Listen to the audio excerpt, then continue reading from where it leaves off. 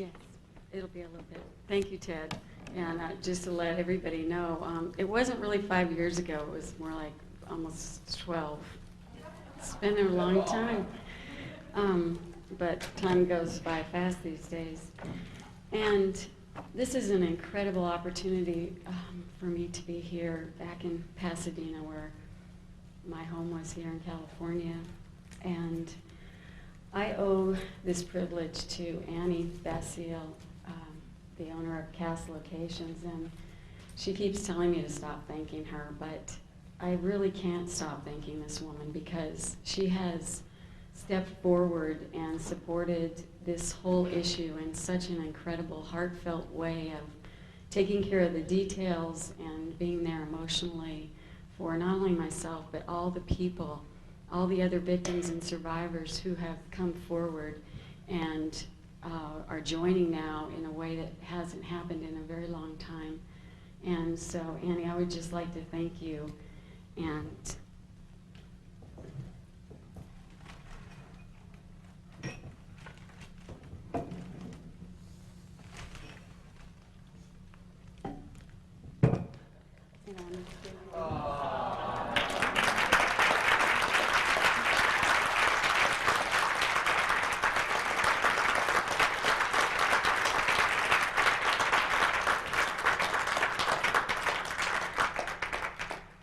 And I'd also like to thank all of Annie's friends, Patricia and Anthony and her family, both Anthony's and her daughter, and all the people that have really worked behind the scenes to bring this whole event together, as well as holding the hands of a lot of us who've been through this and needed to share. When the press release went out saying the Hollywood business owner supports mind control survivor, it was just an incredible healing for not only myself, but all of us that have been through this, as people now not only take us serious for what all we've been through, but also are willing to step forward in an effort to end these atrocities that have gone on behind everyone's backs. So I am just very grateful that she brought me here today to share with you the truth of what is occurring in this country and in the world, in hopes that together we all might be able to expose and end these crimes that are being committed against children all over the world. And I will share today with you my truth as I know it, so help me God. And so I just wanted to state that I'm grateful for the healing that I was able to come up with, which seems at times to be miraculous coming from where I've been. And I owe that in a great deal, that gratefulness to the Holy Spirit and to the God that has led and guided me through this whole entire thing to bring me here now. And it is kind of pretty an amazing thing that I'm speaking in Pasadena, where nearly 12 years ago, I was in a therapy group here for people that had multiple personality disorder. And as part of a prayer, an opening prayer for the group, one of the women prayed, "Dear God, please help one of us heal enough that we will be able to, that this person will be able to go out and get help for all of us." And when that prayer was said, my whole body just kind of turned into little chill bumps, and I knew, but way back then, that would be me. And so it's pretty awesome to be here in Pasadena, fulfilling that prayer and knowing that it has been answered. I also want to thank Ted Gunderson, who, even though he thinks it was only 5 years ago, about 12 or 13 years ago, he began consulting with me by phone along with Catherine Gould and giving me tips on how to stay safe and what to do when men in suits were following me, and he just was there for my security and to listen and to lend a caring, supportive hand. And I'm really appreciative to him for all that he has done in exposing the satanic ritual abuse and the mind control that's gone on. So thank you, Ted. You missed the thank you.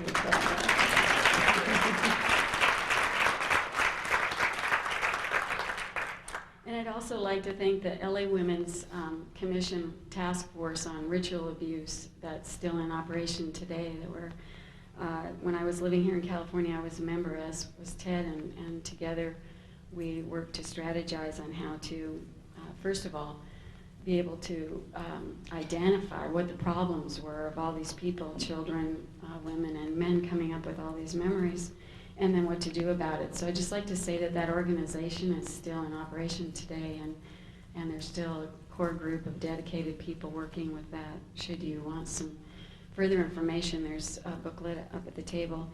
I'm also a member of the ISSD, which is the Study of Dissociation Group, and MASA. Claire Reeves is here today, Mothers Against Sexual Abuse, and I'd like to just tell a little story on Claire.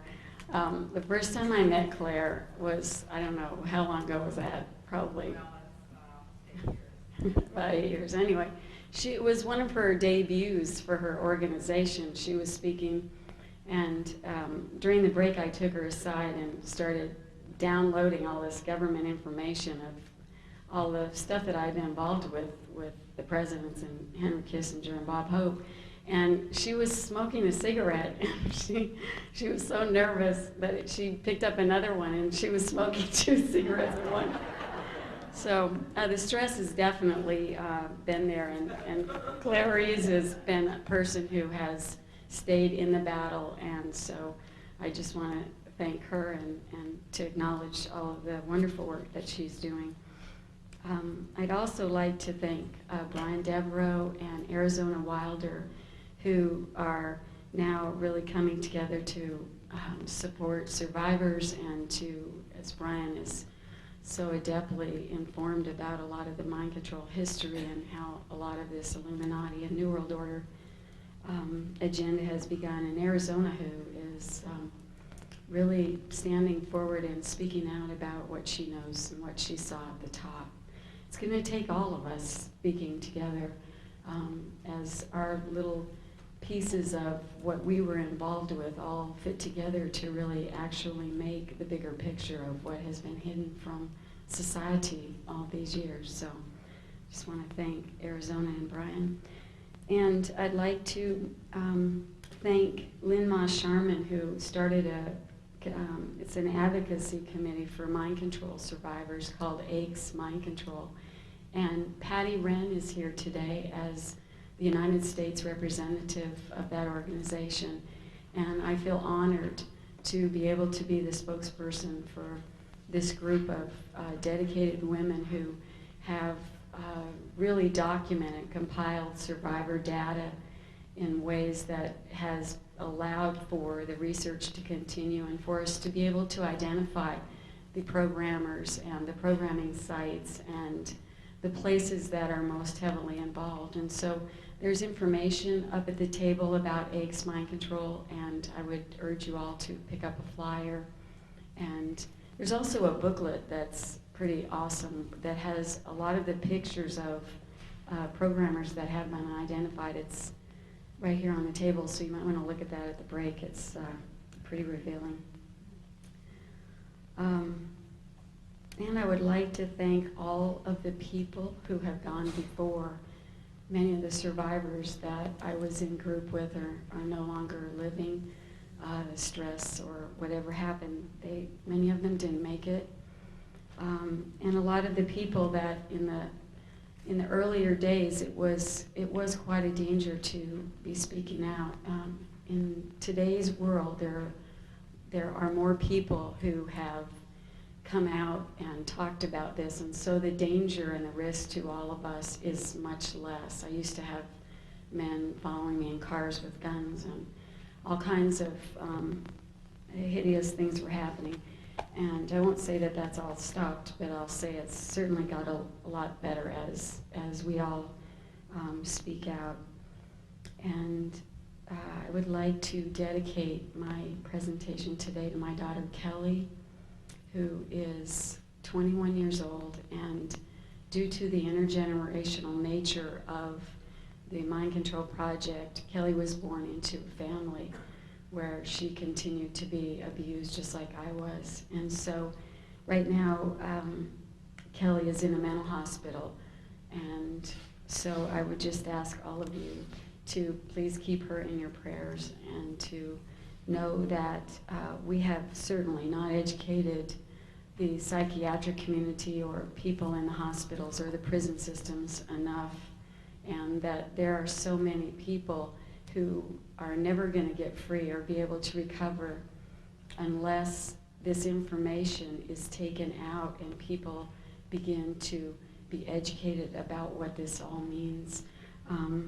Her psychiatrist at this hospital maintains that DID, which, if you all know, is dissociative identities disorder, which is the new name that was come up with for multiple personality disorder. And he maintains that it's a rare disorder, and I maintain that it's absolutely very prolific, and that until people really can see what the problem is, the solution is not even in sight. And so there's just a lot of education that needs to be done still, and a lot of information shared. And so to begin my talk, I'd like to state for the first time, it's a little scary, especially in California, that my real name is Susan Ford, and that my Brice Taylor was a name that I took in an effort, in an attempt to create safety for myself and for my children and all of the people that were connected with me as I ran and began writing, as Catherine Gould suggested years ago, that I began writing what happened so that as I became more public, I would be safer, and that certainly has been the case. So safety, our safety all lies in telling the truth now and in identifying what we know to be the truth, because as the title of my book is, that this truth is not only a truth that set me free, this is a truth that as all of us that have been through this begin to put in our data, it's a truth that sets the world free of a plan set in motion very, very long time ago by members of the Illuminati and even beyond them, for what I was part and privy to was their attempt to create and rule a one world government, or as Hitler called the New World Order and George Bush called the New World Order. And it's through my experience with Henry Kissinger and others that I am very sure, and I will stand anywhere and testify that I know that that the New World Order agenda is very real, and that it's going to take a lot of our efforts to turn it around and to maintain our freedoms. Today, unlike the days when I was in my therapy groups with people who were switching personalities all over the place, I worked very hard, and I'm now an integrated survivor of intergenerational satanic ritual abuse, and also the CIA's MK-Ultra, and what I understand is called, the sub-project was called Project Monarch. I'm the author of 3 books now. Starshine, One Woman's Valiant Escape from Mind Control, was the novel that I wrote starting in 1991 when I fled California and was attempting to discover what was the problem and why everybody was so interested, men in suits, why they even cared where I was going to therapy or who I was talking to. And so through that book, I was able to put the bigger picture together for myself and novelize it so that people could really understand what I was trying to talk about. I've also written another booklet. It's called Revivification.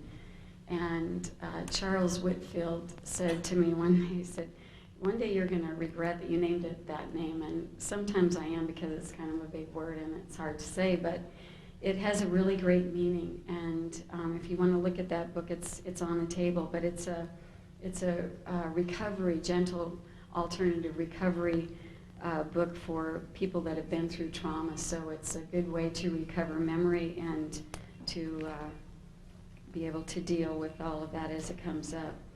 And then my third book is Thanks for the Memories, and that book I started years ago actually, and it is a compilation of all of my memories that I downloaded out of what Henry Kissinger called my mind files. And so the book that I wrote is just loaded with all of the information that I remembered being privy to within those seeking to bring in the New World Order. So I find it a privilege and an honor to be able to speak out for people like my daughter and my other children and those who are yet unable to speak out for themselves but have also been through the same thing.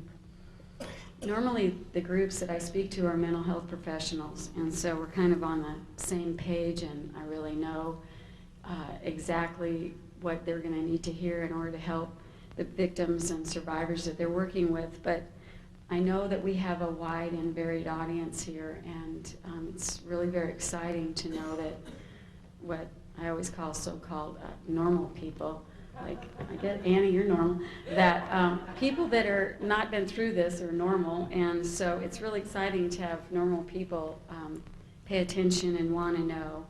And I would just like to say to the survivors in the audience that I thank you for being here to support me today, and that I would like to ask you to really take caution that some of the material that I'm going to present may be highly triggering, and that I know that you know how to take care of yourselves. And if you don't, go see Annie. Annie can hold you. No. There's a lot of people here who could support you, and if you need help, then certainly seek out Annie and she'll direct you. I agonized on how I would present this material to you so that you could really understand what has taken most people a number of years as they've researched, to understand really what the bigger picture is here. And I know that it's vitally important today, and I feel an urgency of time that we don't really have a lot of time to be wasting here, that the plan that has been set in motion is ever marching onward, and yet so are all of us who are dedicated to preserving the freedom of humanity, and especially the freedom of the mind. And it's vitally important to free those many suffering under mind control and expose the system that has allowed this to proliferate, and also to expose those individuals participating at the top that has operated in the dark for so many, many hundreds of years. This system that operates within the government and beyond into a group of people who I reported to beyond the government called the Council have been working in the dark for many years, and the system that they have enacted threatens our country and the freedoms that our forefathers worked so diligently to set up, and the basic freedoms of humanity, and most especially of the mind.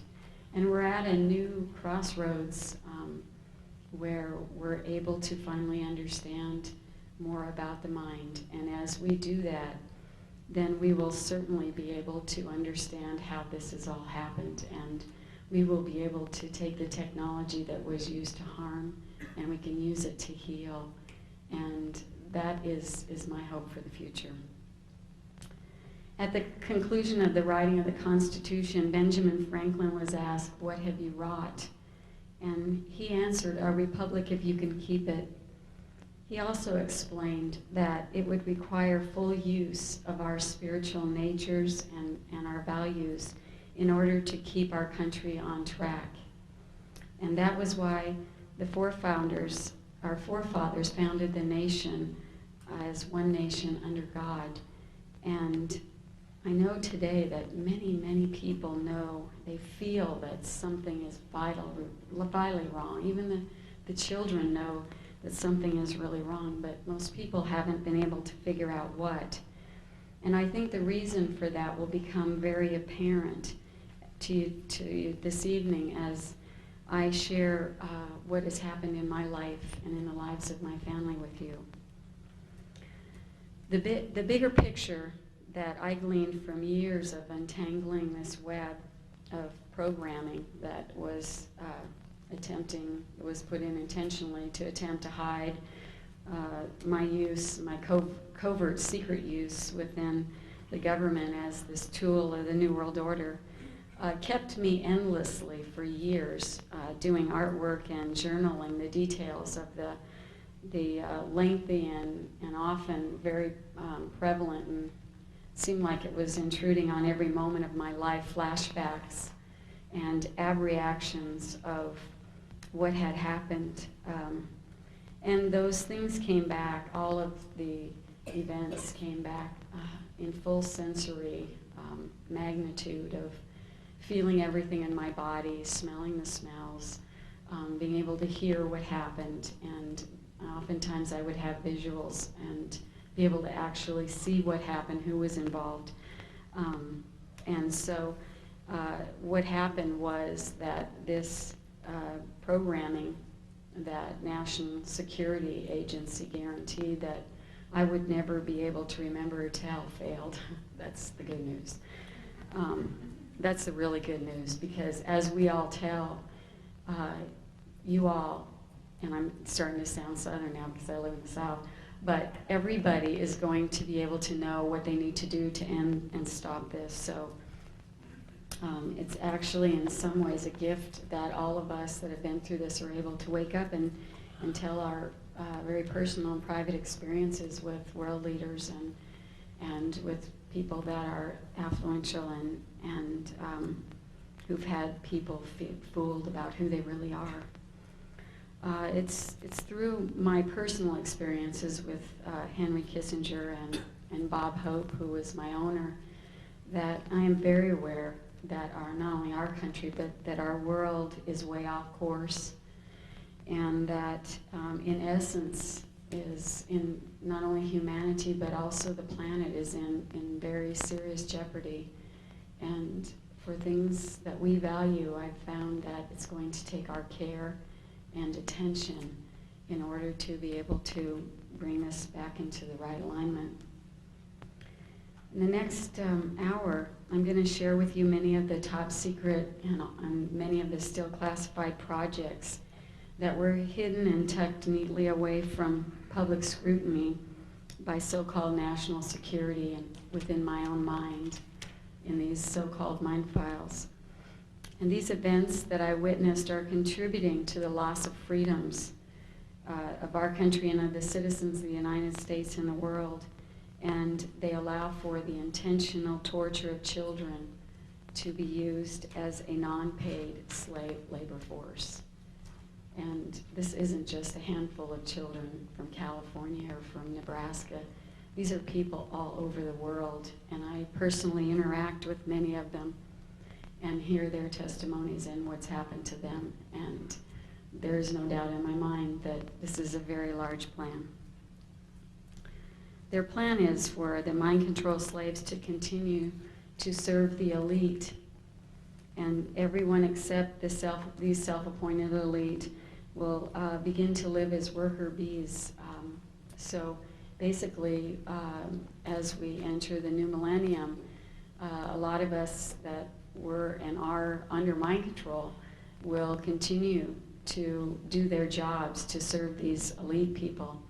And with all of the targeted frequency satellites and all of the ways that they know how to manipulate brainwaves through that targeted energy, they have some plans for all of you to only be able to think to a certain level. And to understand all this, and to help Kelly, it really drove me into studying all about the brain, and I'll get into that a little bit more, but that is their plan. And the way that they have been able to utilize all of these children, starting with children and now into adults is through trauma. And trauma is the conditioning base that was used to set in the mind control.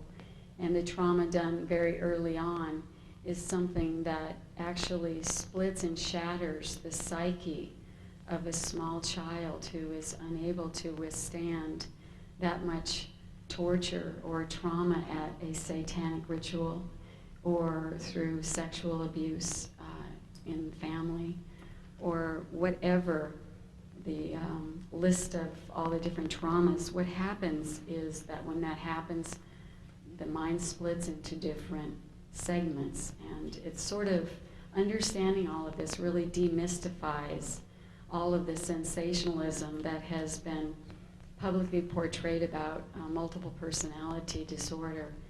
And I will explain to you that through not only healing my own mind of that, but working with other survivors, that it's merely something that has happened out of someone not being able to take everything that was dished out.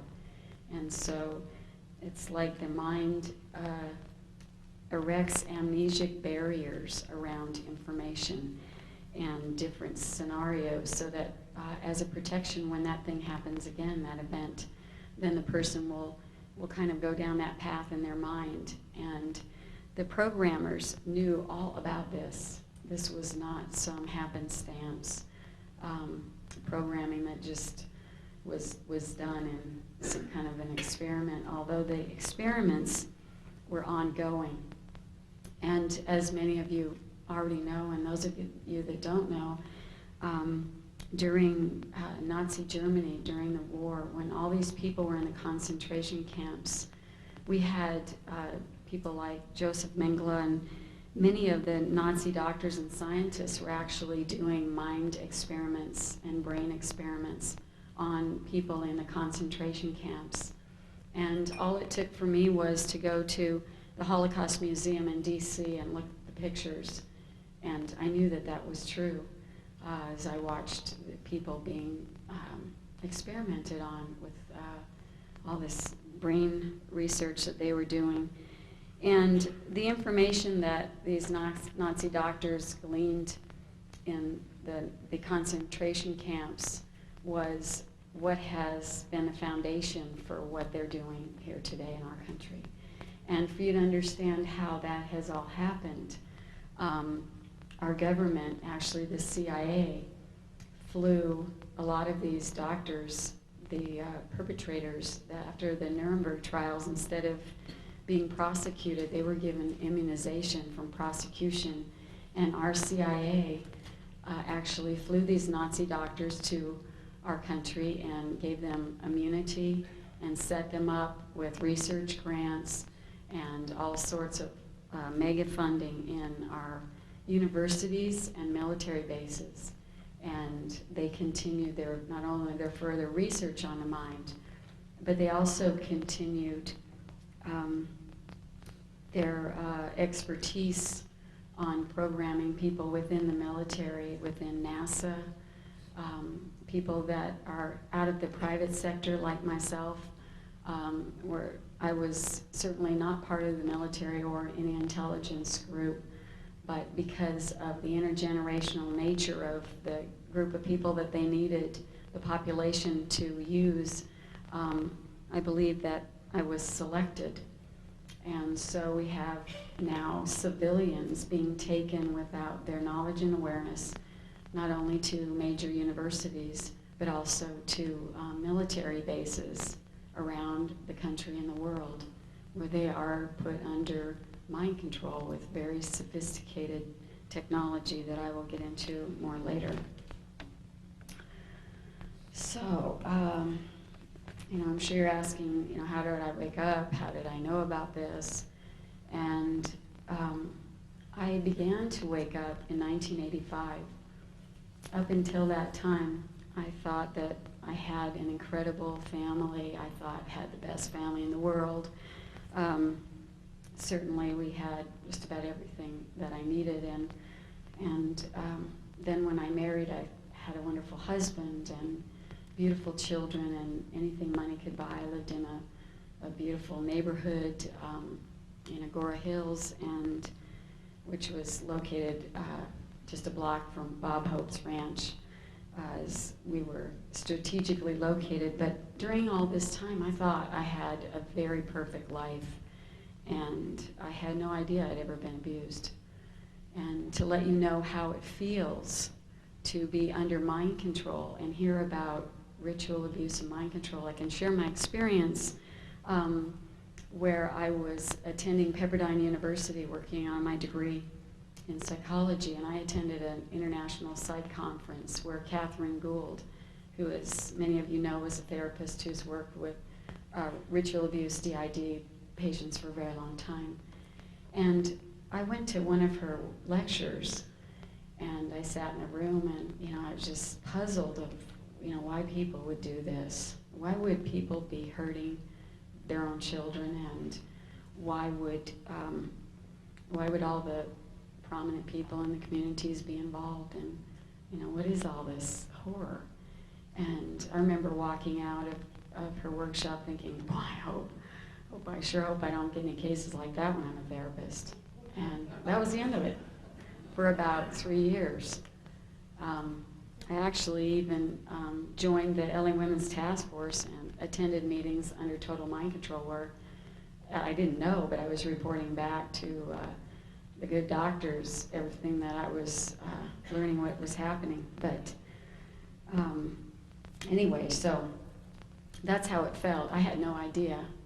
And but in 1987, or 1985 actually, after a lot of prayer, I started praying real heavily because I knew something was wrong. I just couldn't kind of figure it out, but I did know something was wrong. And so I kept praying for God to please help me and help me decide what was wrong and why I felt so unhappy, even though I had everything that money could buy. I had everything that is supposed to make people happy, beautiful kids, and like I told you, my family.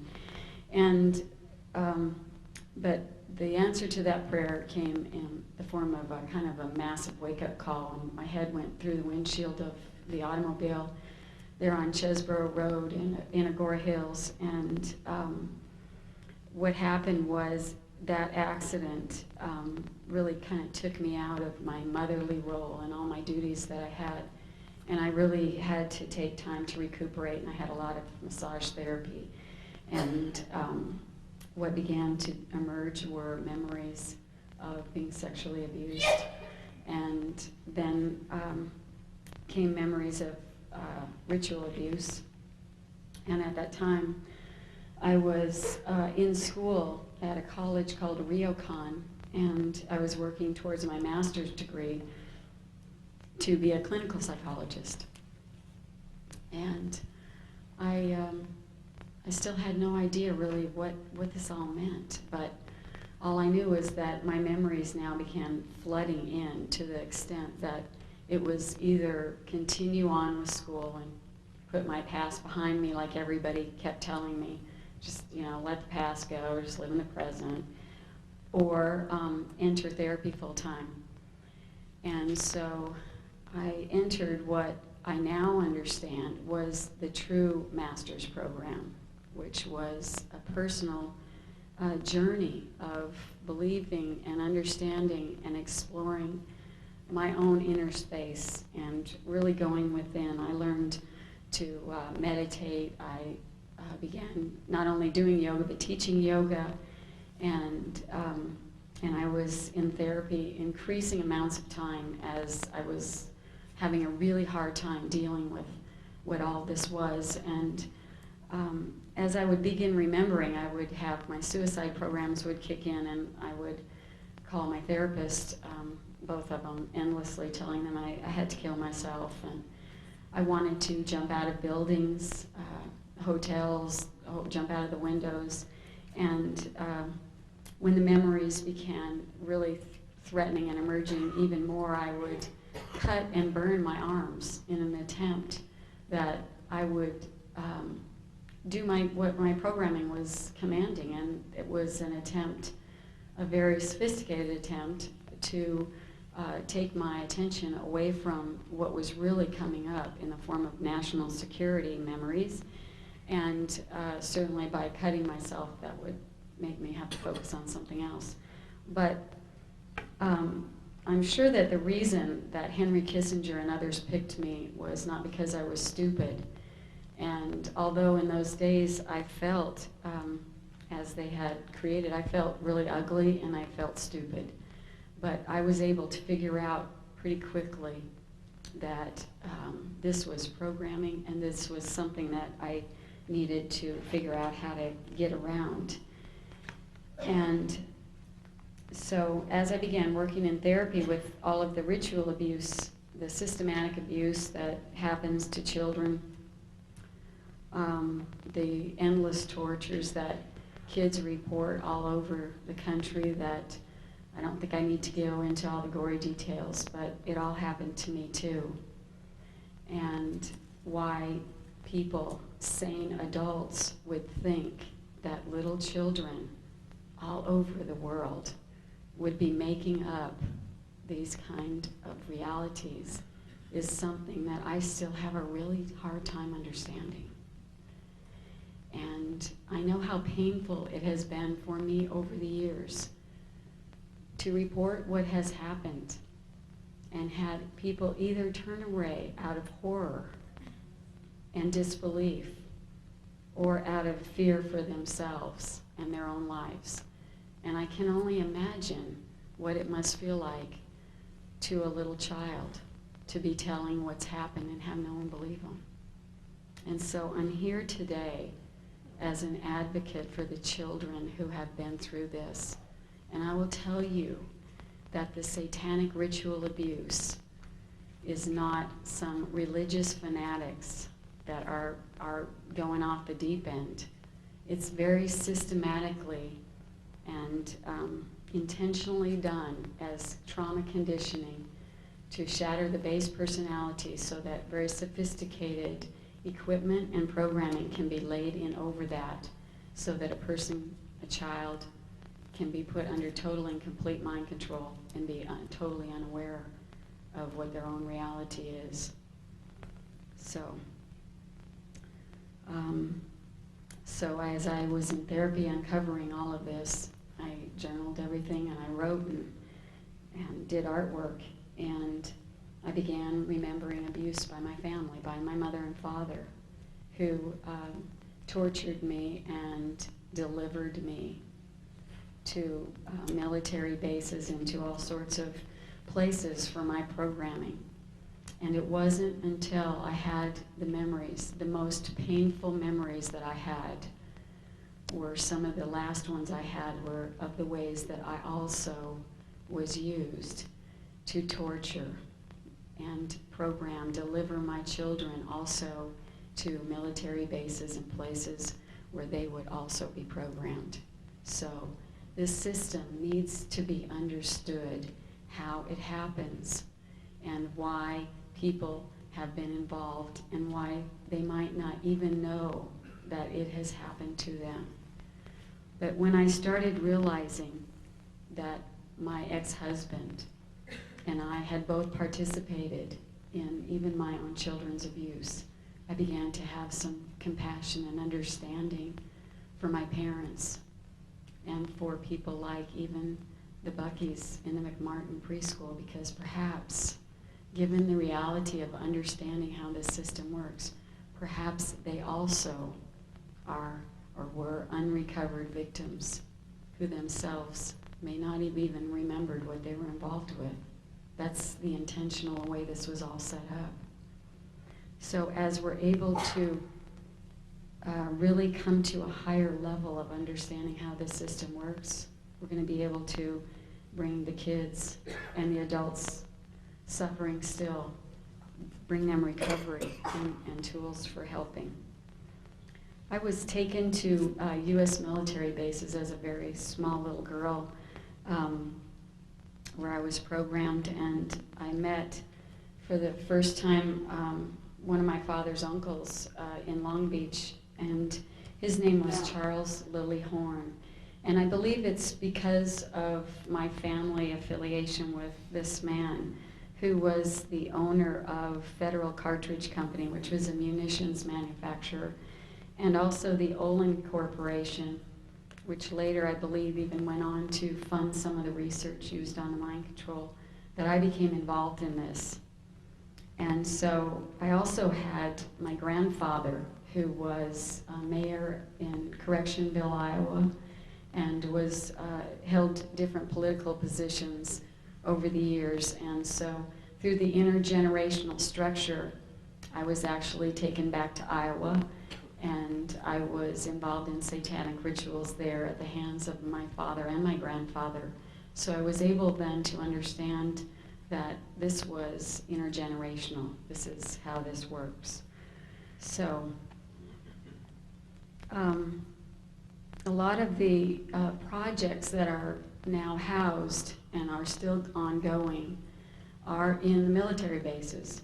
And some of the ones that I can name for you that I was taken to personally are NASA bases, UCLA Neuropsychiatric Institute, where I was programmed to report to Dr. Jolyon West, who was working in conjunction with Henry Kissinger to lay in my very sophisticated national security protected, they thought, programming. USC, the University there of Southern California. I was taken to Bethesda Naval Hospital, where I had an implant inserted into my nose. I was taken to Edwards Air Force Base, Point Mugu Naval Weapons Center, and different bases in and around 29 Palms. And I was taken to a lot of other places, and still, as yet, I'm not able to identify where specifically a lot of those places are, but through like the information that's been compiled through AIC's Mind Control Committee, a lot of other survivors have filled in the blanks. So that information is available on a website, and as I said, you can pick out a brochure up here when we're finished. So what they did on these military bases was they used drugs, a lot of drugs, and torture of the mind and body. I was subjected to sensory deprivation chambers, light and sound technology, where they would flash bright lights in my eyes, like in Conspiracy Theory, where Mel Gibson's, showing the eyes wide open. That's all programming, and that's exactly how it happens. And just as a little aside from this, Walter Bauer, who wrote Operation Mind Control in 1978, exposed all of this. And because of the massive CIA cover-up, although his book was made a bestseller, it was bought up out of all of the bookstores by the CIA, and people weren't educated and informed about this, so it continued to go on. But Walter Bauer was actually one of the consultants on conspiracy theory, and so that movie is not fiction, it's fact. And there's a lot of it that's very true for people that have been through this. They often played different sounds in each ear, some very piercing, painful sounds, and in the other ear, sounds that were barely inaudible, and they used hypnotic technique and frequency technology coupled with electroshock. So it's pretty horrific stuff, and it's been really pretty helpful to expose what all of this is in an attempt to stop this. I'm going to show you later pictures of my son Danny when he was taken to some of these bases, and it'll help you, I think, have more personal experiences of this. But all this programming was done on myself and others. And personally, for me, it was done so that I could later be used by leaders as a sex slave. They called it being a presidential model. And I was programmed to wear diamonds as a program identifier to people that within the agency or within the government, then they would know who I was and what my programming was and what I was capable of. And I was also programmed to have what Henry Kissinger called mind files, which was a systematic way that he programmed lots of data into my mind that I was programmed to have, first of all, perfect photographic memory, And he would send me into archives in DC and private offices of people he wanted to spy on, and into Pentagon top security areas.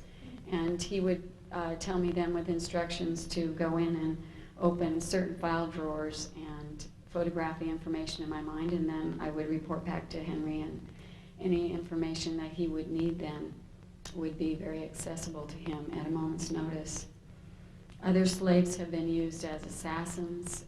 I was also used as a drug courier, putting together drug runs, and through all of that I realized and was privy to knowing that our government, our United States government, is primarily backed by guns and drugs. And it doesn't make me very proud of our nation at all.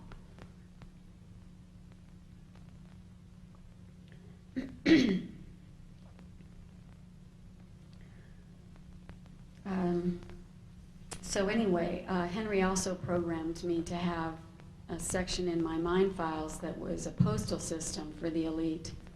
And I was sent around to world leaders and to members of the elite families in order that they could be delivered the messages that I had been programmed to deliver, or to retrieve messages or answers to questions about would they cooperate. And then I would deliver the message back that I had gleaned from being flown all over the globe. I would deliver this information back to Henry. And then Henry would report to whoever he was reporting to, and that was the way that they attempted to keep this plan of the New World Order very organized. And certainly when you have a slave labor force that is programmed never to make a mistake or never tell, it keeps things pretty organized. And so I reported to people like George Bush and Ronald Reagan and actually most all the presidents. I was sent in on to either give them information or ask them questions from the higher ups, the council that actually was head and shoulders over even Henry Kissinger. And so I watched as men in suits and tuxedos would meet at the Rockefeller Mansion. They'd bring me in to have sex with people like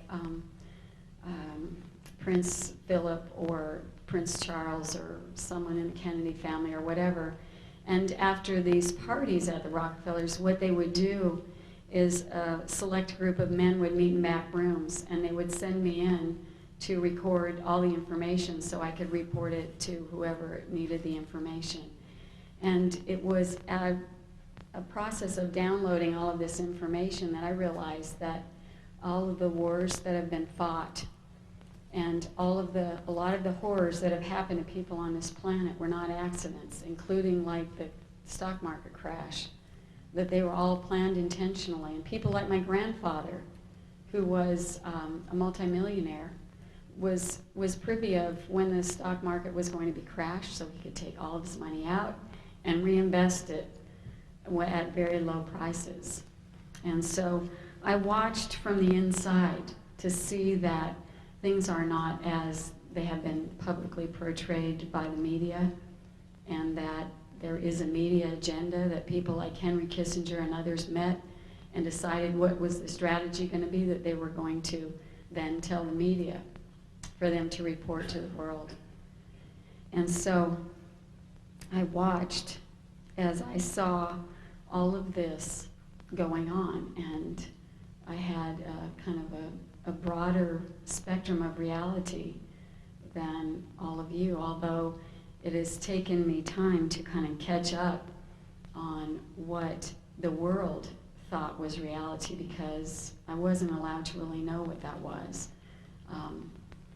And so anyway, that was some of my government use, and I'm going to also get into that more.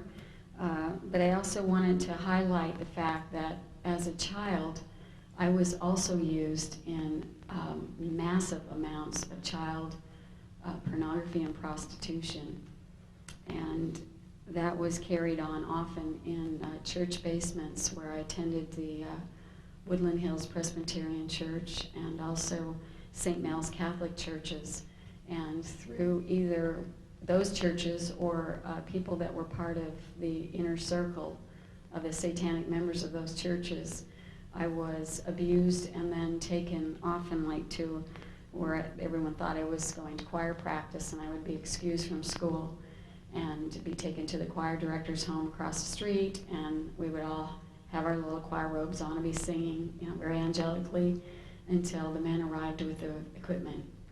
And all the equipment then was taken downstairs, and all of us children knew that that meant it was time to go down and be filmed in pornography. And those were also very traumatic events because a lot of what they were filming was not just sexual acts, it was a lot of satanic rituals. And so I can publicly testify that what these children are saying is reality.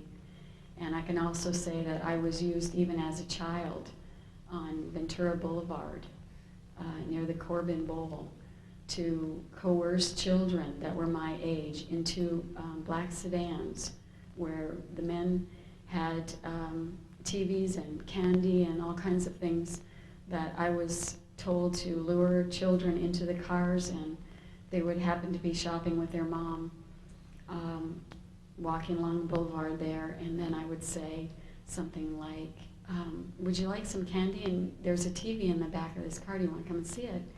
And as soon as this child would approach the car, the men would throw them in the back seat and take off. And then often I witnessed as these children would be kept contained in cages until it was time for their death.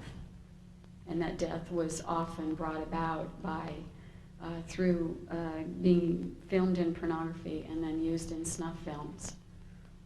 And honestly, I can't imagine that we have this many sick and perverted people in the world. But there must be quite a market for this because there are a lot of us that have reported being a part of it. And so that is where I believe many of the missing children are going to. So, what happened to me as I had these accidents in 1985, and then I had another one in 1987 on the same day, April 12th, 9:15 in the morning, both accidents, same date, same time. And it kind of got my attention. I thought there must be something really going on here. And a man in a sedan showed up at one of the accident sites, took pictures and fled off. I thought, there's something that's very strange here. But in those days, I had no idea what the bigger picture was, nor did the therapists that were attempting to help me figure out what was all going on. But I continued on in therapy, reintegrating many of the child personalities that I had that were programmed within me. And it was in 1991. It was April 10th, real close to the April 12th date again. And I left a therapy session with my therapist, and I went to get in my car, and I opened my wallet, and I looked inside, and there was a dollar bill that had programming numbers. And I had uncovered enough of my own programming to know that what this meant was it was another threat, only this accident I didn't believe was to be an accident. I believed that they were threatening to kill me. And across this dollar bill was the date April 12th, and then it had a series of programming numbers that corresponded to different programs within me. So I was terrified, and I had attempted to explain to my husband a little bit about some of these satanic memories. And I found that when I would talk to him about it, that he would just become very angry. And so I learned not to talk to him about it. And I learned not to tell him about my plan that my therapist and I had come up with to get me out of California and onto the island of Kauai before April 12th. And so that day when I left my home there in Agora Hills, I had no idea that I would never be returning there to my children or my husband or the home and my family that I loved. And once I got to the island, I didn't have any money because I had to leave everything. And so I began using the ocean as my therapist. And I had a person came to me and gave me a light and sound machine. And I was terrified of it because that was the very thing, some of the very things that had been used to program me. And I thought, oh my God, what is this? But this man very patiently sat with me while I re-experienced a memory on it and found that it was much less painful to recover memory with that. And so I sat endlessly recovering memories about governors of California, about Pete Wilson and Reagan and Hope and Nixon and Bebe Rebozo, and I mean all the people that I name in my books, the Dodgers, and had I not had the ability to document all of this, I would have thought I was crazy, because it didn't really make any sense until I was able later to really put together the larger picture of what this whole New World Order agenda was. And then with that, it started to make sense of why all of these people were involved. So anyway, Ted Gunderson and Catherine Gould kept giving me security tips, and I was running from place to place, trying to stay alive and sleeping on the floors in people's homes that opened their homes to me, and continued to write Starshine. And then later on, over the years, the further deprogramming that I did in memory retrieval, I spent hours just sitting in a meditative state, remembering and detailing all of it in writing, and that's what's in my book. So I won't be able to cover all of that, but certainly I hope to give you the bigger picture, and then with the information in my book, you'll be able to see how I was involved with even more details with all of these people, including people like Alan Greenspan. So one perspective I would like to share with you is that I believe that the mind control is one of the major secret weapons of those people bringing in the New World Order.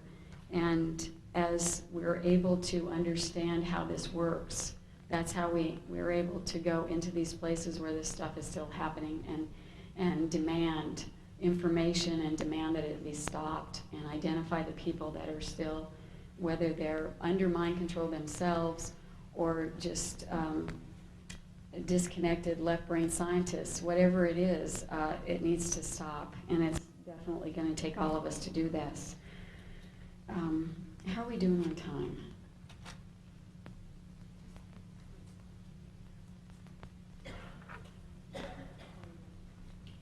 24, 6. I mean, like, how much longer?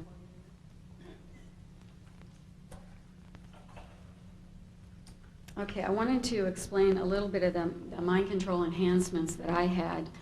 And one of those was, like I already told you, the photographic memory and the ability to store vast amounts of data for quick recall with the encoded files that Henry Kissinger named with code names. I was a message courier imputed with specific words and programmed to deliver them to exactly as they were programmed into people all over the world. Total recall of conversation with people, and then be able to report it back word by word, everything that was said, including sometimes when there was rooms full of people conversing. Sexual expertise, I was trained at training farms and by all kinds of prostitutes and Playboy bunnies and everything to be the perfect sex slave for Bob Hope, as was Kelly.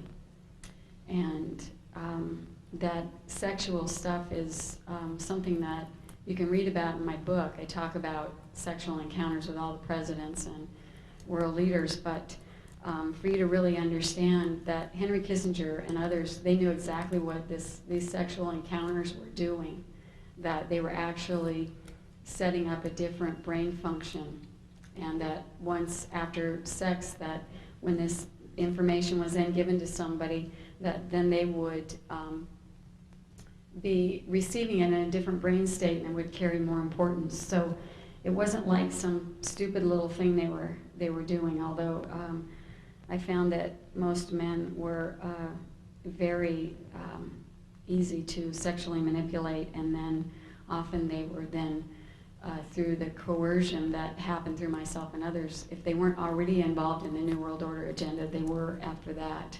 And especially if they were pedophiles and had sex with children, like George Bush, who had sex with my daughter Kelly at a very early age during the time he was vice president. When Reagan was president, I was prostituted to him and Kelly was prostituted to the vice president. And so whether these people are themselves under mind control or not, it needs to be exposed and stopped. I mean, this is just horrific. I was programmed, as was Kelly, as long-distance swimming without tiring so that I could swim between ships, passing information about drug runs, or to meet council members or some of these men that are puppeting the world out in the middle of the ocean at very strategic locations, where then I would listen to their instructions or the information and report it back to those who needed to know.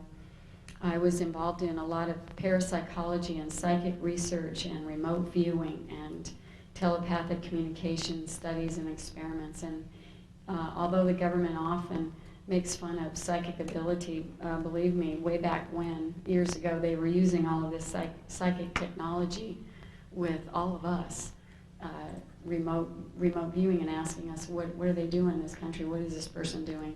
And also the telepathic communication, where when people wouldn't give me information, I got it anyway because I could read their minds.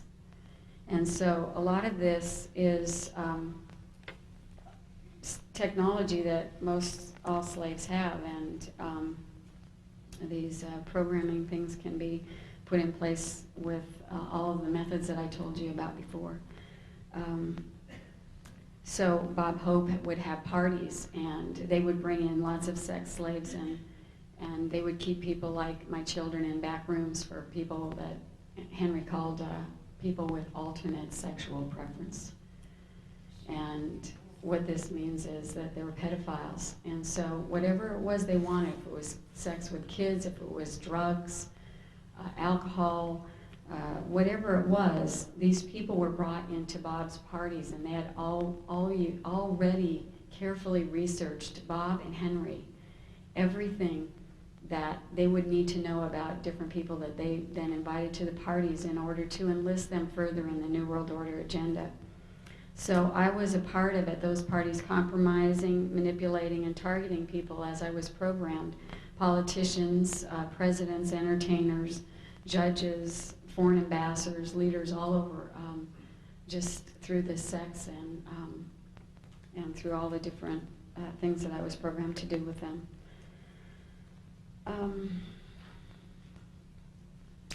I also was privy to a lot of the projects, the mind control projects that were being done at USC. My ex-husband was in dental school there, and I was not only prostituted to people in position of authority at USC, but I was also taken into some of the programming centers there and programmed, and I also delivered, like I'm standing here today, only now I have my own agenda, but Henry would often have me demonstrating the mind control technology to people who they wanted or needed to know about that. And the way they got to know was through a series of meetings. If they were continued to cooperate and not be horrified by what they were hearing, slowly they got bumped up to larger levels of this top security and classified project. So I witnessed a lot of that at USC. And I also witnessed as a child and as adult that a lot of this New World agenda is fueled by the secret societies. And the ones that I was abused by were the Shriners, and also the Masonic Order. People are reporting Masonic abuse and by 33rd degree Masons, and most all of our presidents, for your information, were 33rd degree Masons, and that makes them privy to this mind control information. This is the secret that they rise through the ranks to learn about, and at the top, what they participate in as a seal of their oath of secrecy is often satanic ritual. And myself and others were laid on altars and raped, and this happened as a child and as an adult. So this is part of how it continues. There are hand signals. The Shriners and the Masons at the top have hand signals where they signal each other and alert brothers so that they can have full cooperation. And this even happens in court cases where children are, the non-offending parents trying to get a child into the safety and of their home, and a Masonic judge or a Masonic attorney will give a hand signal or do the little things, and that child is, the whole case is dropped and the child is left with the perpetrator. So these things are real, and they're still happening today. Henry's strategy that I heard him talk about with Nelson Rockefeller was about hiding this all out in the open. And they talked about how the bigger secrets were protected by their incredulity. And certainly all of this does sound pretty incredulous. And the themes of movies and television and news, radios, newspaper, songs have often been strategized and cooked up with not only things to make you think a certain way and feel a certain way about certain people, but also to keep people that are programmed under mind control programming. I was used in Las Vegas when I was a teenager with Elvis Presley, and I watched in horror as this man would throw up after he had been programmed. And I watched him cry and ask, "What's wrong with me?" and not be able to have sex because he was so sick from what they were doing to him. And I had been sent in to have sex and deliver messages to him, to deliver to then the programmed audience. And through my experience, I know that people like Elvis Presley are programmed, that people like Neil Diamond are all part of this, and people like Michael Jackson. I watched Michael Jackson be abused as a child. So as all of us together that have been through this identify the people that are in positions who are programmed, we have the fuller, bigger picture, and we will be able to stop this and bring help to those that are still suffering.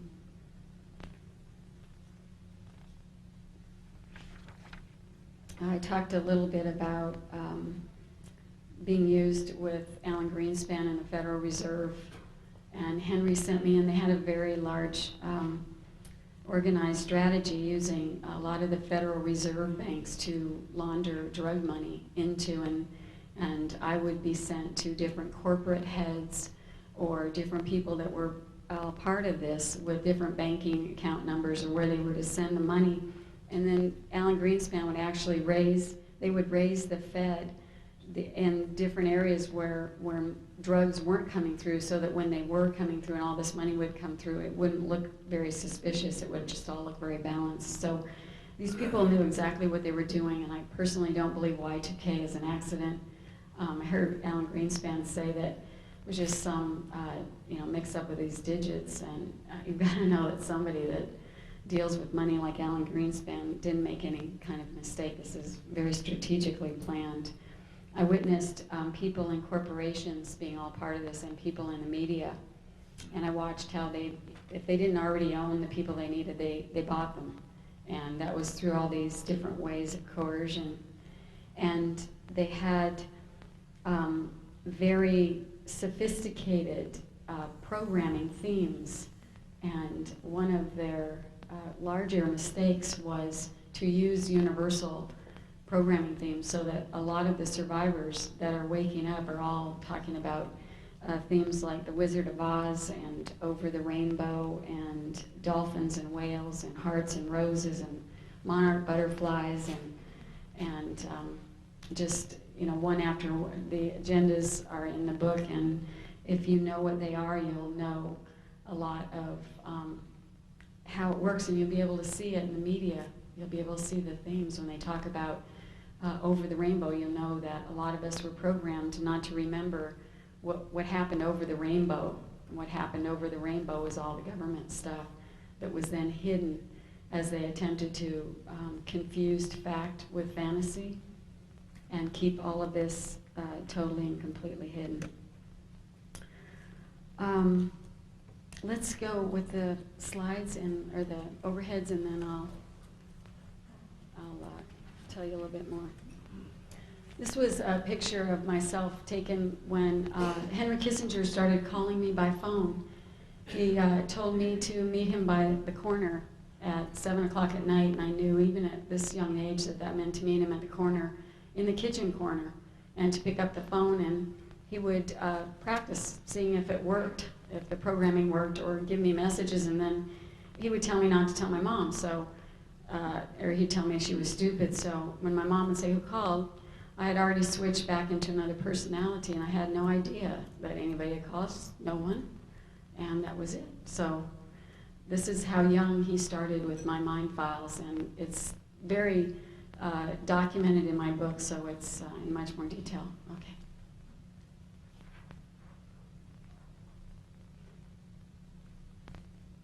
Hurry up, Ted.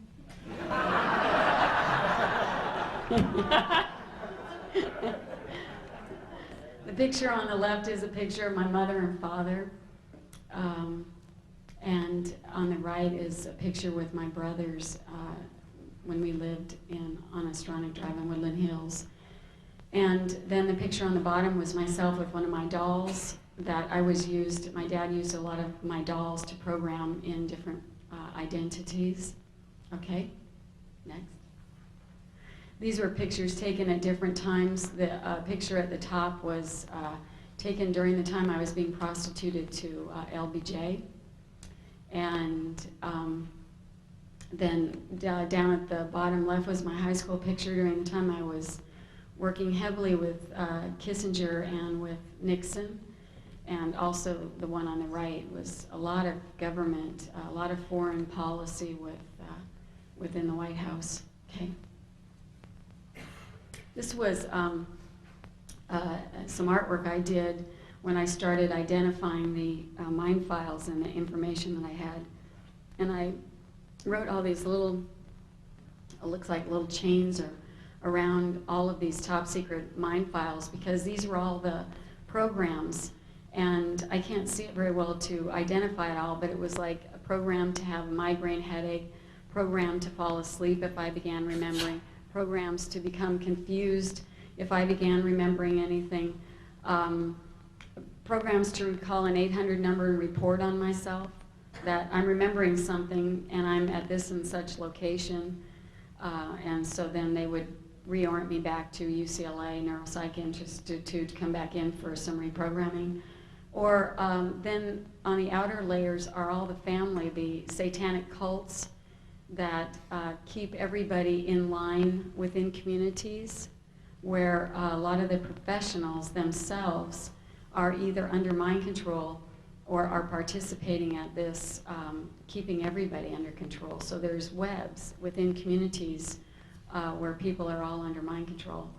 And certainly as families are cross-programmed, it's like my ex-husband, our marriage was arranged when we were 13, and we were cross-programmed and with very sophisticated equipment in Ventura to fall in love and then get married. And he was trained then to become my handler and hand me over to people like Bob Hope or Ronald Reagan or whoever it was that he was instructed under mind control to deliver me to. So this web is large, and what it takes to get out of that web is nothing short of miraculous. And that's why most of the people that are under this are still in mental hospitals or in prisons or walking the streets homeless, and they are not able to get the help that they need. I was fortunate. I had no idea during that time in